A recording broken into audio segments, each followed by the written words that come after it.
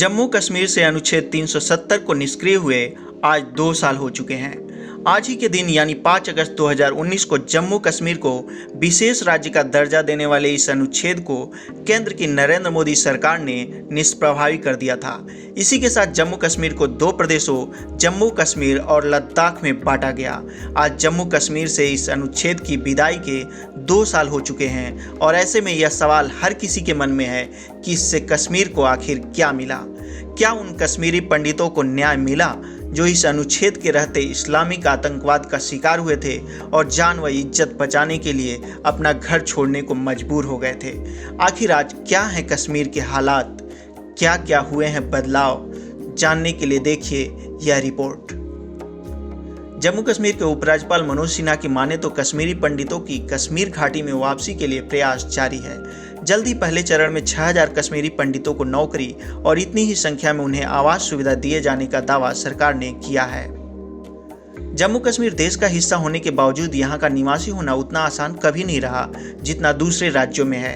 अनुच्छेद 370 प्रभावी रहने तक यहाँ की महिला से शादी करने के बाद भी न तो पति को अस्थायी निवासी माना जाता था और न ही बच्चे को, लेकिन अब इस नियम में बदलाव हुआ है। अब दूसरे राज्य के ऐसे पुरुष यहाँ के स्थानीय निवासी हो सकते हैं जिन्होंने जम्मू कश्मीर की लड़की से शादी की हो। 370 होने की स्थिति में जम्मू कश्मीर में कोई बाहरी जमीन नहीं खरीद सकता था, लेकिन अब घाटी से बाहर के लोग भी कश्मीर में गैर कृषि योग्य जमीन खरीद सकते हैं। हालांकि कृषि योग्य जमीन अभी भी सिर्फ जम्मू कश्मीर के लोग ही खरीद बेच सकते हैं। दिल को सबसे कचोटने वाली जो बात थी वह यह थी कि जम्मू कश्मीर में 370 होने तक वहां का अपना झंडा होता था। तिरंगे की शान में वहां गुस्ताखी आम बात थी, लेकिन 2019 में अनुच्छेद 370 हटाए जाने के 20 दिन बाद श्रीनगर सचिवालय से जम्मू कश्मीर का झंडा हटाकर वहां तिरंगा फहराया गया। उसके बाद अब सभी सरकारी कार्यालयों और संवैधानिक संस्थानों पर राष्ट्रीय ध्वज ही फहराया जाता है। जम्मू कश्मीर में पत्थरबाज बड़ी समस्या रहे हैं, लेकिन केंद्र सरकार ने अब उनकी भी हालत दुरुस्त की है।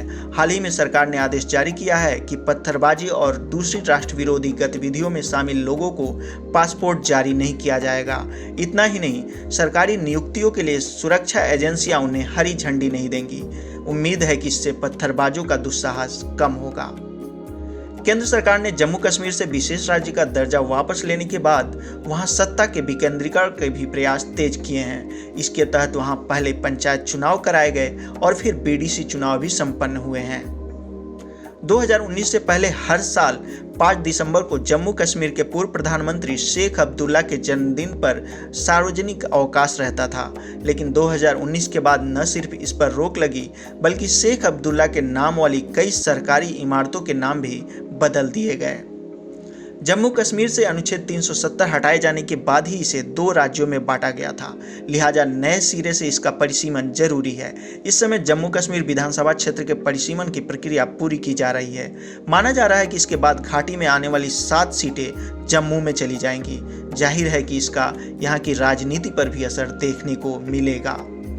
देश दुनिया की खबरों से बाखबर रहने के लिए देखते रहिए अनबायस्ड इंडिया, सच से सरोकार।